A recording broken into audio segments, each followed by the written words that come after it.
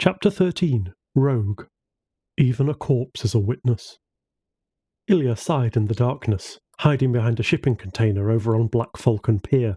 Her hand was on her chest, puffing in and out, inhaling heavily. Her face was cut by the Threcket's claws when she got too close. She turned her head right around the corner of the black container, looking at the Threcket, which was the size of a house. Its mouth was like that of a boar, and the twisted snout of a deer, its antlers protruding out of its forehead. The forelegs were thin, just like a deer's, and had hooves. The arms were the most diverse out of them all. One pair of arms were the paws and claws of a raging dire wolf, another the size and width of a troll. Another set of arms had bear arms, and the final set of arms were covered in scales, and the claw was what one might imagine a dragon would have if they existed, but they don't. This Threcket also had a long tail and flexible like a snake, and when it whipped through the air, it summoned lightning. Ilya looked at one of the other shipping containers. Alexander stood on it, his bow in hand. His many green arrows pierced the Threcket's hide. The green arrows began to fade, turning into small green ashes as they fell into the sky. Her gaze turned to Cullen, who wiped blood from his lip, keeping his black spear impaled through its chest. Blanca's mana veins covered her chains as they held down the Threcket, keeping the creature still. It was dead. They were only able to react as quickly as this due to Ilya's teleportation circles. A personal victory, but it would wake people up with the sudden chills to their bodies at night. "Ilya," said Cullen. These Threckets had a nasty habit of not staying dead. "Right," she nodded as she came out from behind the container. Taking her knife from her side, the knife glowed a mystic purple. She cut runes into the air, cutting the flesh of reality itself to create the runes which hovered in the air until she was finished. Her body was slowly covered in purple veins. She pushed her mana into the runes, gliding towards the beast. The bright purple runes covered the beast. The bright lights emitting from the runes forced Alexander, Blanca, and Cullen to shield their eyes. "Kuerna Vorgan, Cha, Latu Kaprakt Haken," Ilya chanted, closing her eyes as the purple veins entered her pupils. The mana streams from the creature looked like massive multicolored rays of sunlight. The air around her turned crimson. Her mana started streaming out like tentacles, reaching for the mana source for the creature, weaving themselves around the different arrays of light. Her mana streamed into the runes embedded into the creature. Cullen could see the massive concentration of mana being attached to her from the beast. Ilya was pulling all the life force of this beast into her and harmonized it with her own. The runes, she felt, pushed themselves into the corpse of the hybrid of animals, and the first layer of skin ripped off and was pulled into the sky, burning away as the source of mana was stripped from it. The corpse was being violently stripped away of its mana, the muscles themselves being burned into the air as the mana that held it together was yanked into Ilya. Her eyes glowed as she jerked the mana from the organs, and the blood started boiling down to nothing as the mana stream turned crimson. The marrow of the bones was being pulled apart, and the bones cracked like splinters, fading into the ground as the last of its white mana yanked into Ilya. There was now no evidence the creature was here. Ilya's mana veins faded into her flesh. Her vision returned to normal. The chain, spear, arrows, and bow dematerialized into fading blue lights. "Ilya," Cullen began, "did you catch its mana location?" "No, it faded during all of that. There's no indication of where it came from," she answered, weeping in the moonlight. She took a heavy breath as the mana she absorbed was heavy in her chest, like she was heavily saturated. Absorbing a creation of the Dark's mana was never a good idea unless a caster could expel the mana. She knew it was like poison to her. "Kutak revolthen era." The air around her turned black, obscuring her. The black cursed mana faded into the air. Her mana veins bubbled up to the surface. She let out a deep sigh and continued to breathe heavily. Cullen ran to her. Ilya felt his grip on her shoulders, pushing her up. She wrapped her arm around his shoulders.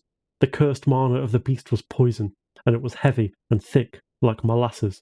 There has to be a better way." She coughed up blood into her hand. "I wish there was," he said, "but this is it." Alexander fixed his eyes upon something in the distance. "What is it?" Blanca asked. She gazed in the same direction. "Someone's getting robbed," Alexander answered. "Not our business, not our problem. Let the poor fool die or get mugged. He shouldn't have been out this late anyway," Cullen said coldly. "Wait," Ilya said. Her mana veins turned red, and her vision expanded. Images of downtown Boston entered her mind. Her vision looked like it was blurring everything as her mind's eye passed through the streets. She saw a car crash and now 7 dead people, but she could also see red and blue mana streams just floating into footsteps all over that area, over by the intersection. I see a mana pool. Alexander's eyebrow raised. Cullen, is there anyone else out of the Boston's administration supposed to be out tonight? Let's get over there. Find out what happened. If a caster is involved, he should have cleaned up the mess. Now we'll have to do it. Ilya's entire body trembled, still feeling the residue of the cursed mana fill her veins. Well, at least I can harvest pure mana instead of that diseased shit. Ilya inhaled through her mana veins, covering her from head to toe. The mana source from the air rushed through her body immediately, turning the mana bright blue, and it glimmered in the moonlight. This mana was in its purest form from the air without any artificial tampering. Mana from the air strengthened the muscles in her body, allowing her to push off the ground and sprint off at speeds like a speeding car.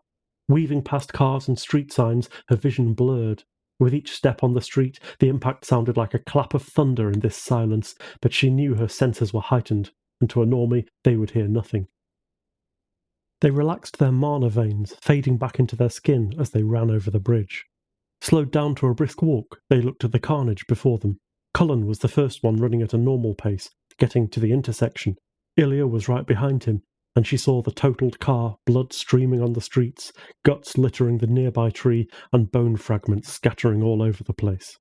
This is brutal, unnecessarily so. The rest of her team was not far behind them.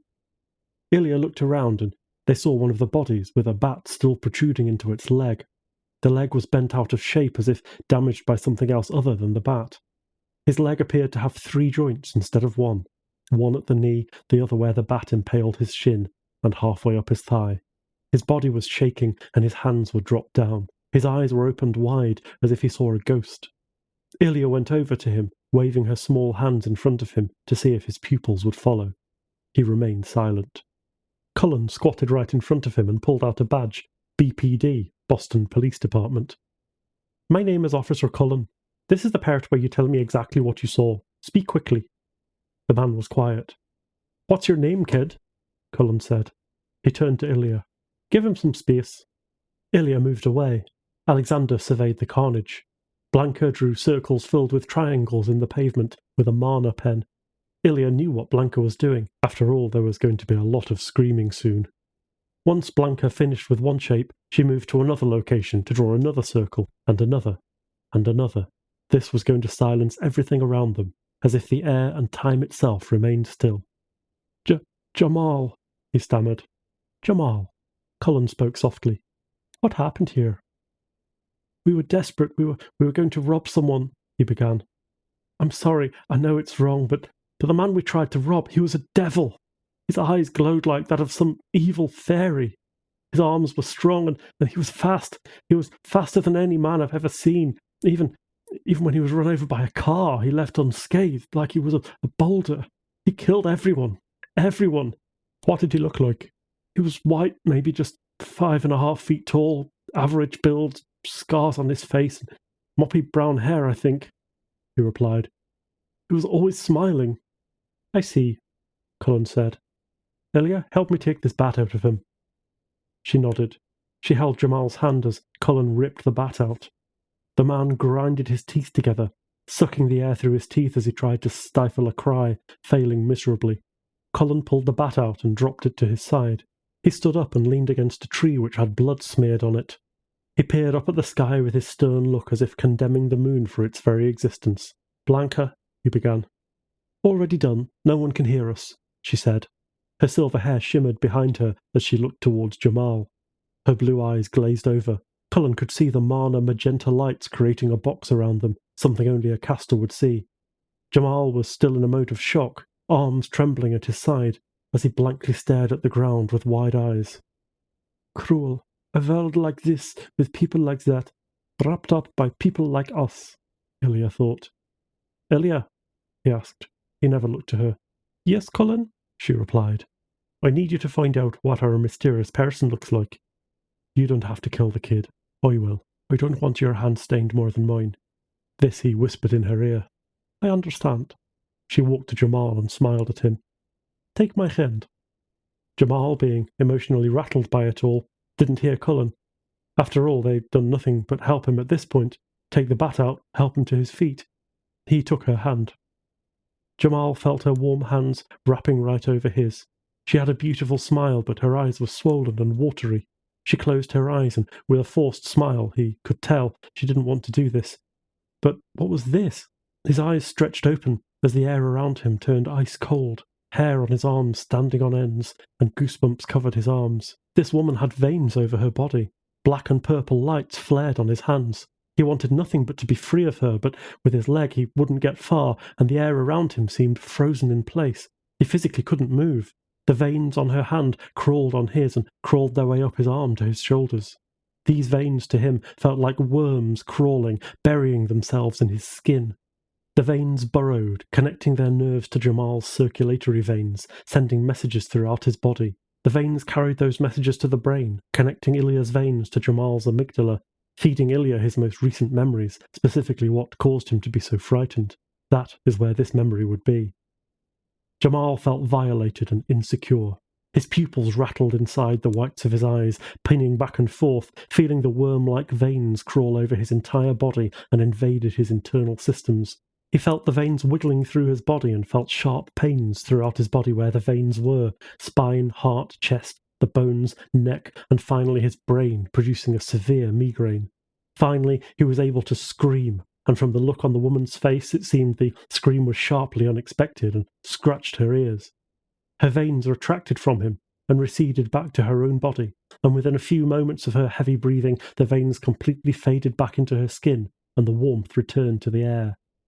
Jamal's body trembled, leaning heavily against the tree, coughing. Jamal covered his mouth as he felt something coming up from his stomach. Coughing, blood spurted out of the hand he covered his mouth with.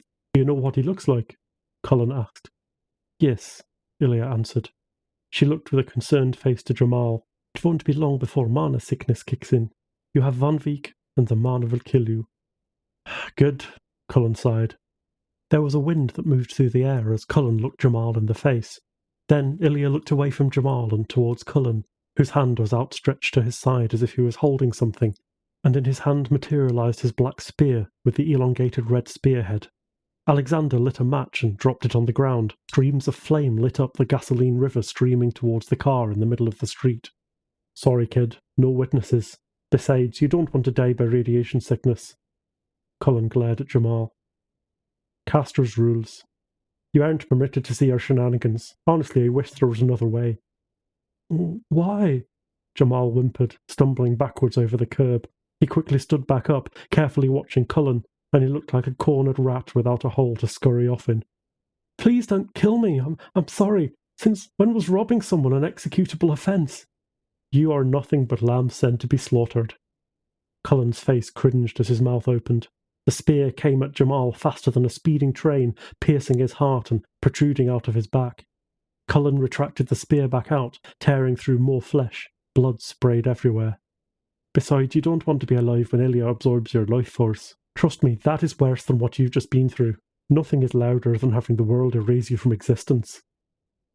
Ilya looked down to Jamal. Tears swelled up her eyes.